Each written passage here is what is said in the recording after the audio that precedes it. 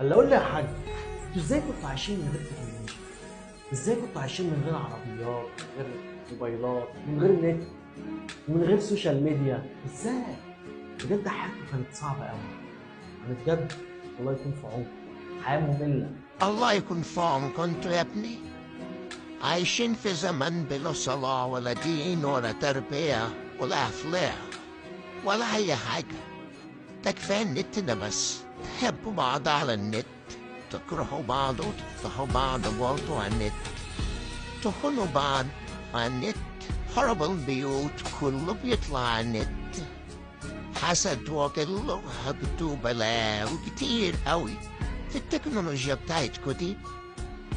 عايشين في زمن الشيطان فيه هو اللي سايقكم. ربنا يهديكوا يا ابني.